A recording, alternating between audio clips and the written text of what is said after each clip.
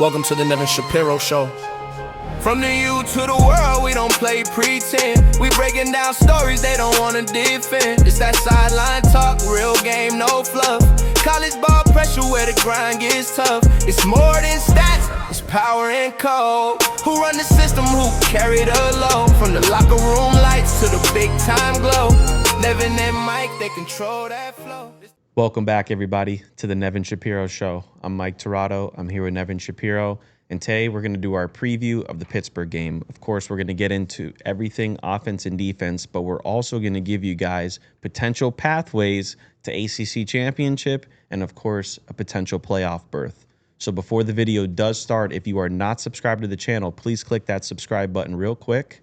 Of course, we are sponsored by K2 Water Hydration. Get your K2 Water Hydration at k2waterhydration.com and be sure to use code NEVIN10 for your discount. And without further ado, let's get into the action.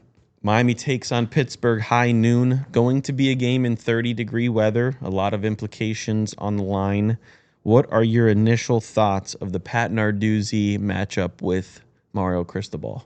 Feast or famine. I mean, that's it. This is really what it's about. We shouldn't be in this position, right? I think let's both of us keep our emotions intact and our personal feelings intact. We shouldn't have choked out 2 games. That being said, this is where we find ourselves. We're a better team than Pittsburgh. There's certainly a lot more talent than what Pittsburgh has. Would you agree? Oh, beyond. Okay. They deserve their respect. They just walloped Georgia Tech. And they've beaten some teams along the way that people wouldn't have expected them to beaten. And they have slowly crept up and are now playing for a lot, right? And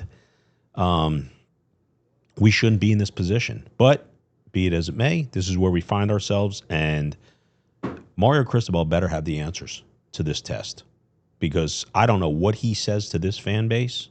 He can't say shit to me anyway, but I don't know what he says to this fan base should he choke this opportunity away. Because I do believe, Mike, if they win, they're going to get in.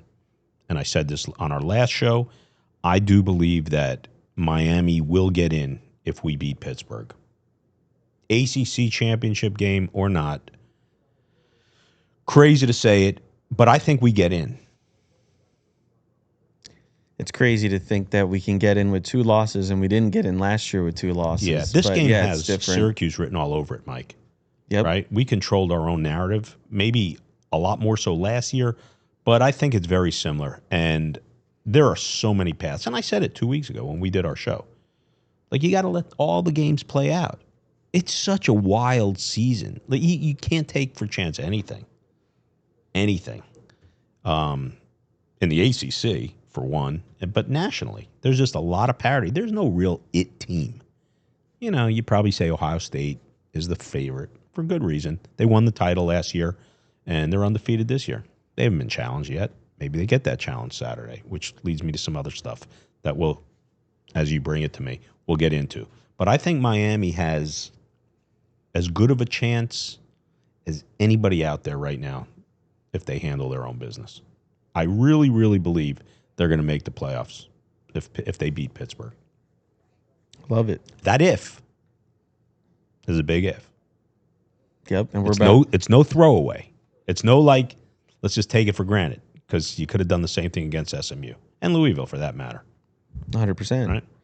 So offensively, you know, Pittsburgh is ranked very high. They're 14th in the nation. They score over 35 points a game. Granted, that statistic is against ACC opponents.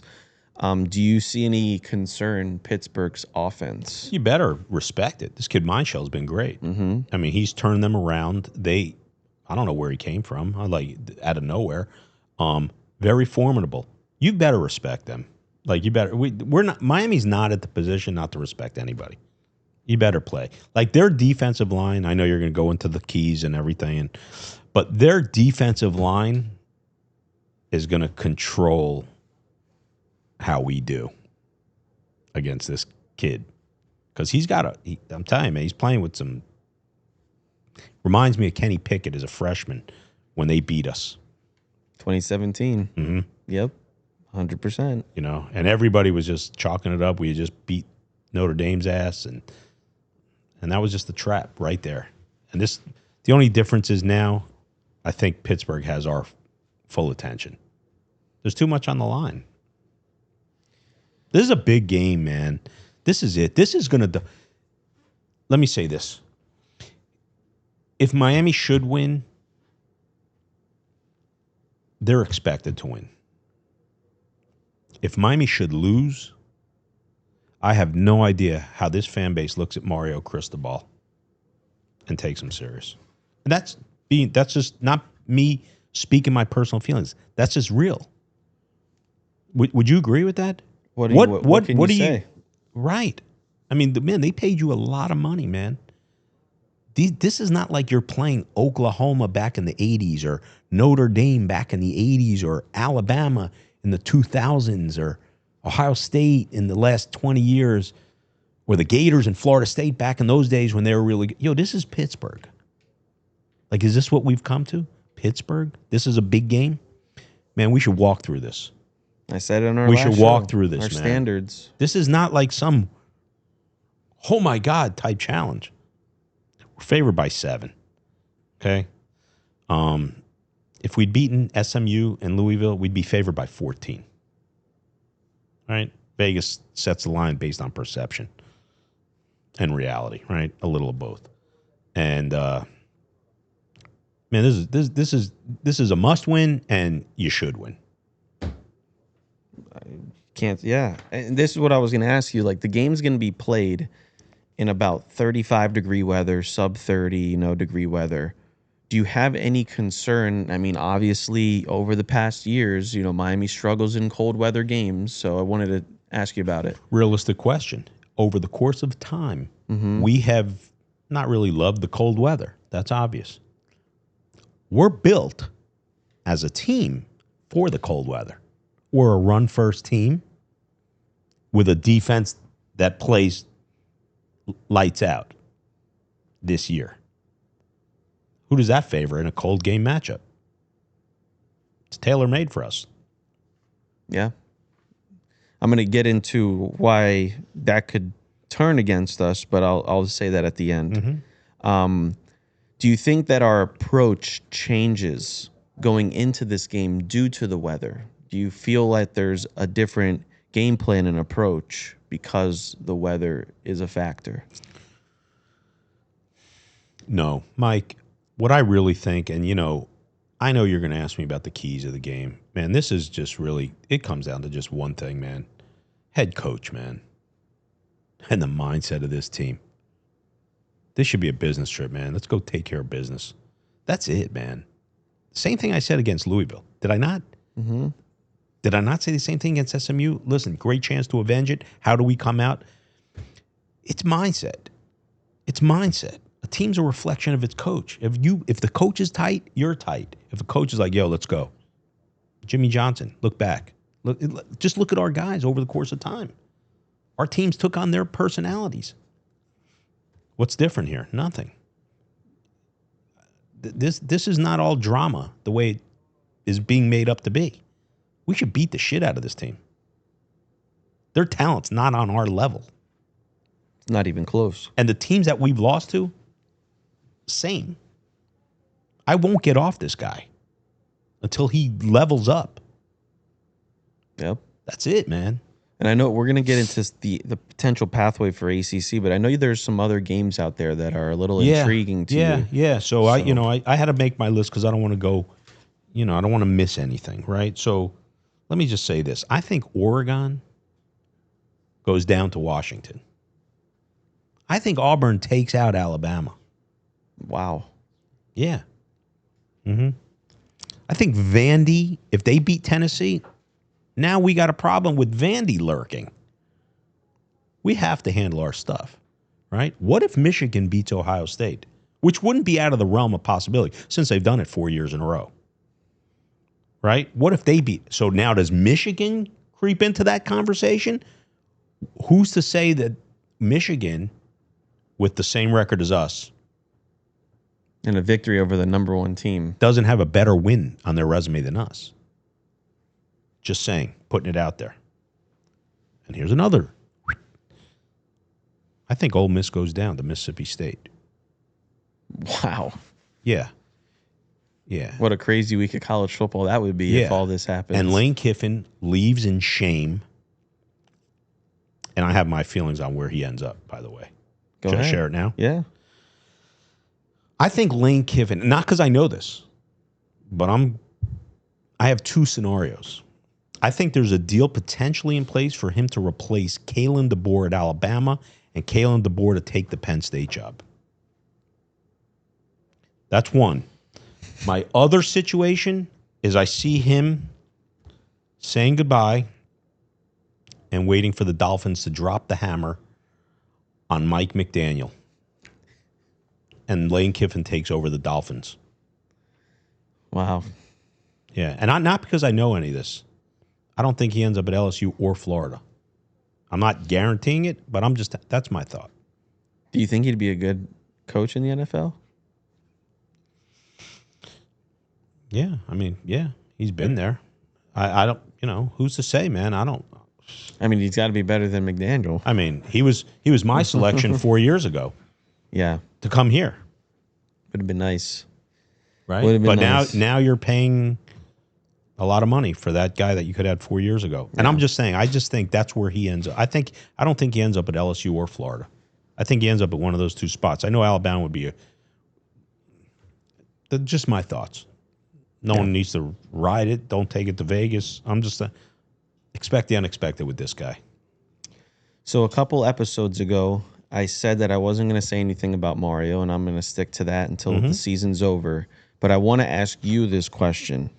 In a scenario that Miami were to lose this game to Pittsburgh on Saturday, is this a fireable offense because he'd be choking off 2 years in a row? That's a great question. And I'm going to give you not a direct answer, like, is it a fireable offense? Let me just say this. Ryan Day's 81-10. Jeez. 81-10.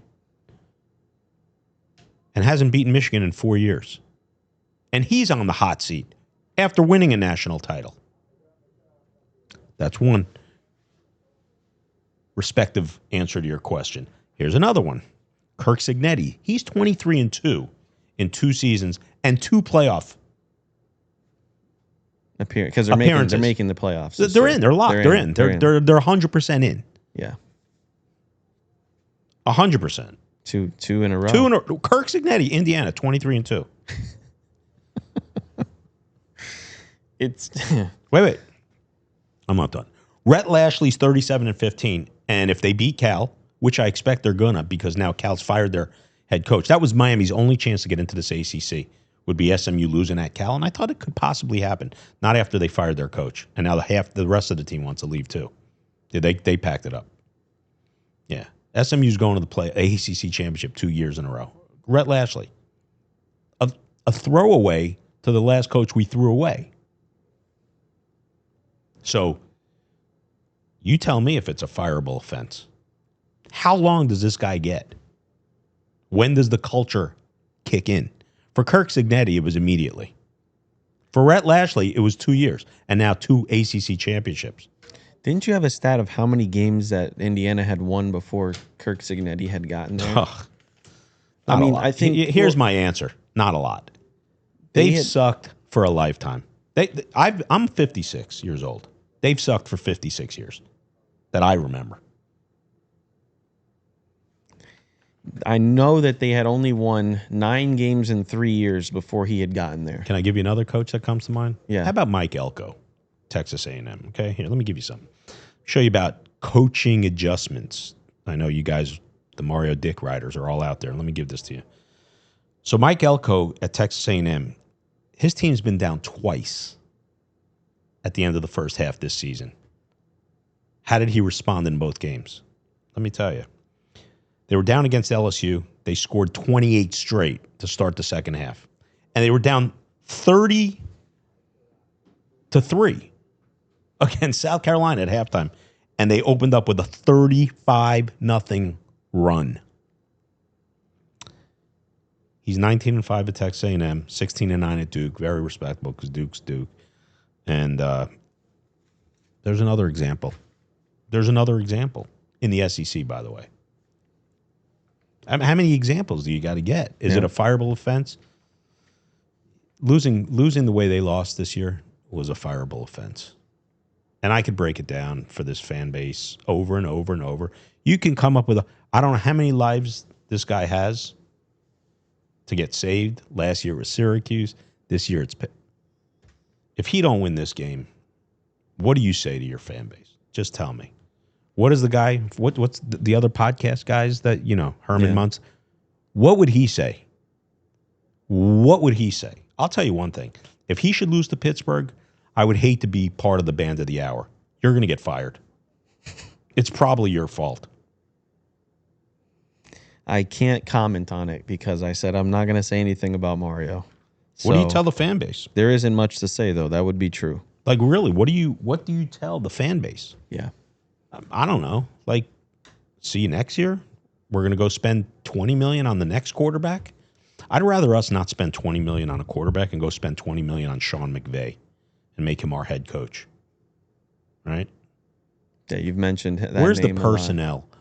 Where's the personnel? We don't do scouting and personnel. We do, maybe some. But, like, yeah, he's a 4-star, 5-star, just pay him. We just pay our way. You got to scout guys, man. You got to do personnel scouting. You have to. There's so many kids out there like Isaac Brown. How does that get? He destroyed us twice. He's in our backyard. He's at home dying to come here. You can't get every kid. I understand. But, man, just, I don't know. They better win Saturday, Mike.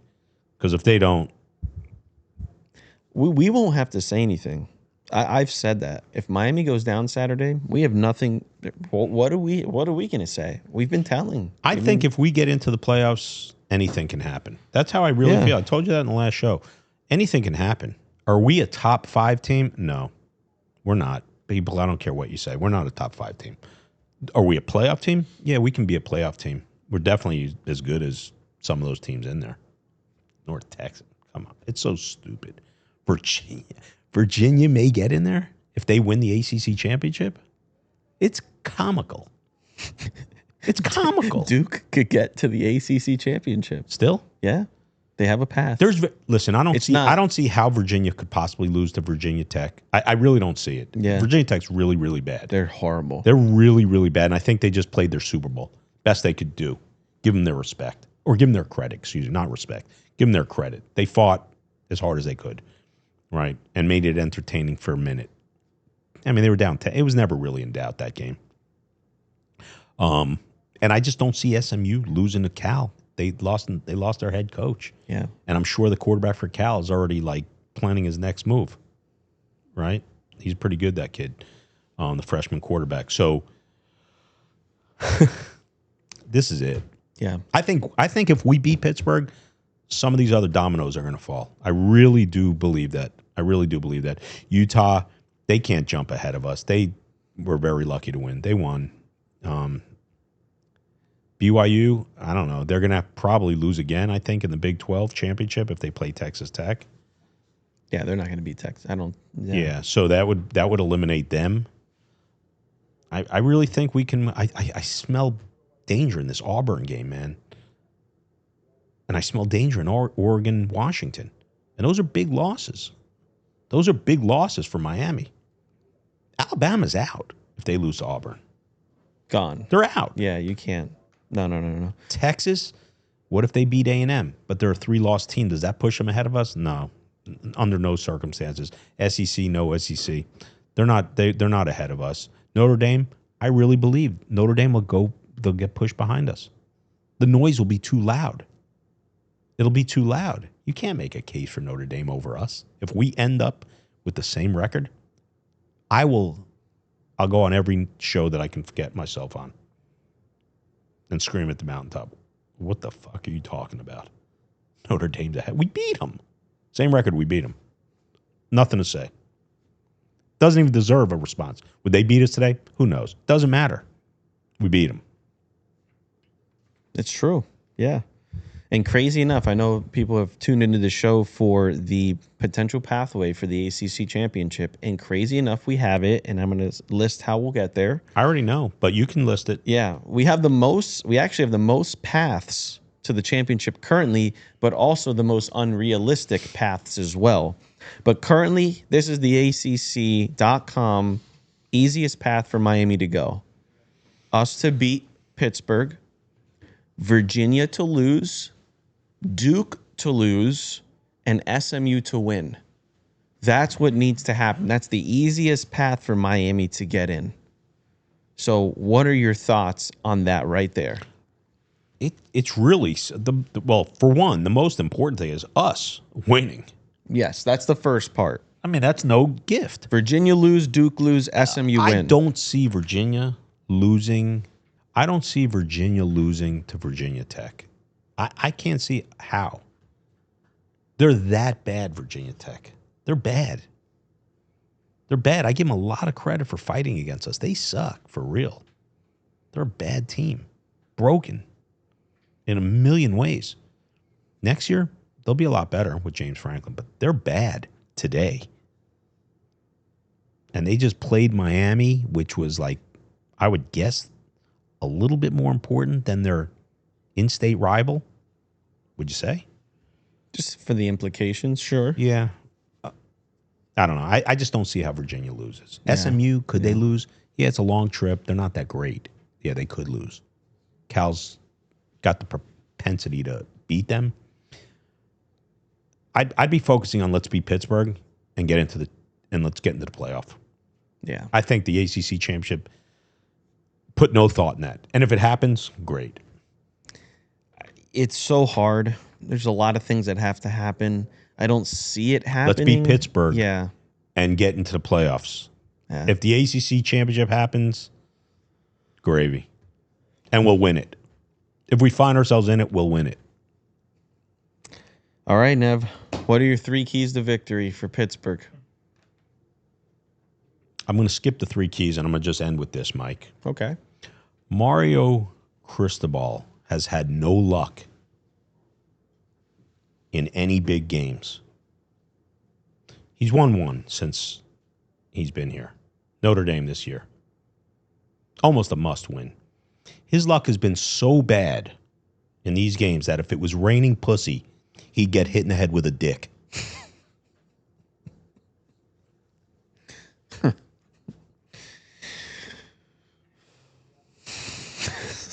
I hope he changes the narrative. What needs to change? Just show up, man. And just play ball. And just show up. And like, don't bring your stress to your team. Play loose. You got a lot better talent than Pittsburgh.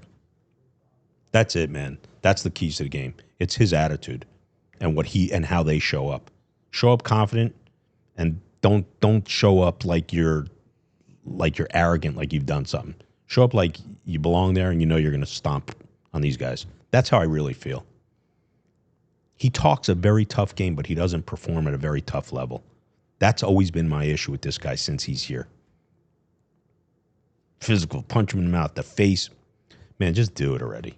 You don't talk like that and act like that and then lose at home to Louisville. And then go lose to a high school team like SMU. And they're a high school team. They suck. I don't care if they're 8-3. They're 8-3 in the ACC. They suck. Look at their losses. Big 12 wiped them out twice this year. Okay? That's it. That's my key to the game. Their head coach, Miami's head coach, show up and get your team ready to kick someone's ass. Because you should. This is not a world beater opponent. No, not even a little bit. All right, so I want to end with what I think are some of the keys here. Obviously, rushing the ball very well, but they do have a top 10 rushing defense. Miami lost that game in 2017 to Pittsburgh due to possession. Time of possession was 11 minutes when I checked the difference between what they had versus what we had. I just think we need to control the clock. We need to be able to run the ball efficiently. I don't know how well we'll be able to pass the ball in this weather. Hopefully, somewhat well. but definitely running the ball is going to be a big necessity in this game. Winning the turnover margin is going to, I think that Pittsburgh can get into this game if they can force Miami into turnovers due to the uncomfortability. If they can get Carson Beck to maybe throw a pick early or get a fumble early, they could find their way into this game. And then the last thing would be to apply pressure. He's a freshman quarterback at the end of the day. He's been great. He's a freshman quarterback. I'm in agreement with you there. And I said that was my key when I mentioned it earlier. Yeah. Like, you got a D-line with two guys that are going to be high-round draft picks. You know, Messidor, I don't know what his NFL draft stock is. I would guess he's a third-rounder, third-rounder maybe. Bain, we know, is a first-round pick, probably high-end. There's just no excuses. Like, I'm just tired of this guy's talk. I'm tired of it. Don't talk confident with fake confidence. Talk confident because you know you got that team and your team's like that. That's how I really feel, Mike. Like, I can't mince it, man. I don't like this guy as a coach. I think he sucks. And that being said, they got more talent than Pittsburgh by a mile. And they should beat this team. And I think they're going to make the playoffs if they win. That's how I really feel. That's how I really feel, man. I just one other mention. Malachi Toney should be mentioned in the Heisman race. Wow. He's having that type of year. And I mean that. He's really having that type of year. It's not me being a big fanboy. Like, he's having that type of year. He's the most dominant player on this team. By far. Oh, easily. By far. He is our game plan. Right? He's our game plan. If I'm Pittsburgh or I'm anyone, I'm doubling that kid and not letting him breathe. Someone else beat me. That's it.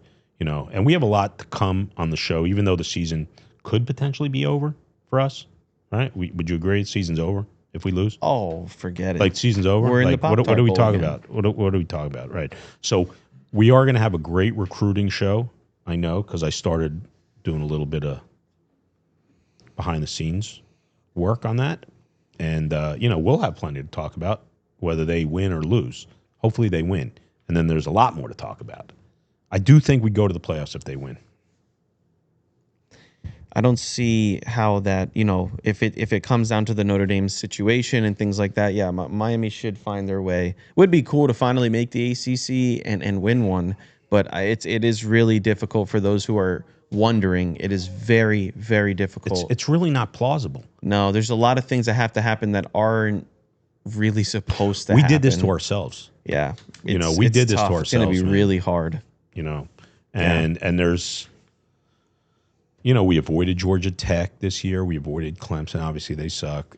Virginia. So, like, you know, the whole conference setup and the way they did it didn't benefit us in that situation because we didn't have a chance to play those teams. But if you really look at it, the last 2 years, Miami has had such a favorable schedule. We had 8 home games this year. Yeah, that's why.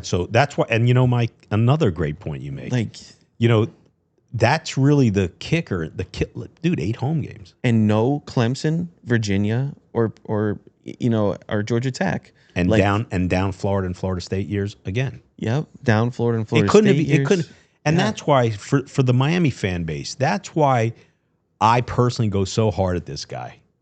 I mean, I'm telling you, this is the reason.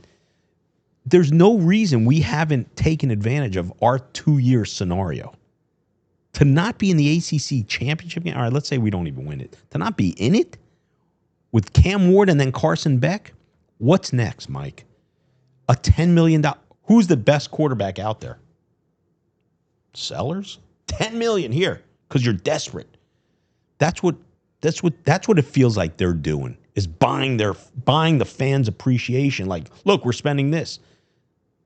Ohio State's doing it. Other teams are doing it successfully. Why can't we? With location, and nobody has this location, and that's where, like, when I said on the last show, the standards, we have the greatest location. We have the best upside to any program. Nobody has South Florida. We're right here. When I see some of the comments, like when I made a comment, like, would you rather play here or Indiana? And someone made a comment, yeah, I prefer winning. Okay, I prefer winning too, but would you rather be in Indiana or in Miami? See, a lot of and what I read on those comments were that, well, Miami is a location where kids are going to get distracted because of the nightlife and the women and this. In Indiana, there's not a lot of distractions. You kind of just go and you play football. There's nothing to do there. So they're blaming it on distractions, but that was in the 80s and the 90s. It was the same thing. What did the clubs just start to show up now? No, there was nightlife back in the 80s I'm not and around 90s. now, so it's less of a distraction. Yeah. And when there's probably debate, it was probably even worse back then Yeah. than it is now. You know, social media plays a factor, sure, you know, and whatever, but everybody has social media, even in Indiana. If all things are equal, and I would ask the guys in this room who are all South Florida natives, all things are equal, where would you rather be in America? Yeah. If you're a young, no. if you're Welcome if you're to a, if you're a Miami. young college athlete, if you haven't been here, at least take your visit. Yeah. I'm going to close with this. This is really what it comes down to. Every coach in America has to get on a plane to come recruit. Mario has to get in his car. There's a big, big, big difference with that. When you drive to the football game or you fly to the football game, you have an incredible advantage because you can drive to Central, then drive to Northwestern, then drive to Homestead. Like you can drive to all of these. We're going to 3 playoff games. Within Friday 2 days. and Saturday. Within 2 days. Right? 3 high school playoff games, Friday and Saturday. And of those 3 games that you know we're going to go to, how many kids are being recruited not only Miami. Let's just take the top 12 in the playoff race right now and keep out like a North Texas or a James Madison or one of those schools because they don't have a chance at these kids. How many kids are we going to see? At least 50, 60, 70 kids on these 3 different games. And here's another huge advantage that you have. If you took all those kids and lined them up against a wall and you asked every single one of them, who's your favorite team? 75% are going to say the University of Miami because they grew up down here. They're Canes fans. And there's they're your influenced. advantage. Listen, They're all influenced. There's your advantage. If this guy could ever get out of his own way and separate his ego from reality, Miami could be on autopilot. That's the truth. Miami could be and should be on autopilot in college football lore. Forget the past, the 80s and the 90s and the 2000s and the glory years. There can be new glory years in a new era. And people got to get out of that past. That's over, man. That was a beautiful time to be a University of Miami fan. Something that you'll never see again. The landscape's different with NIL and everything else now.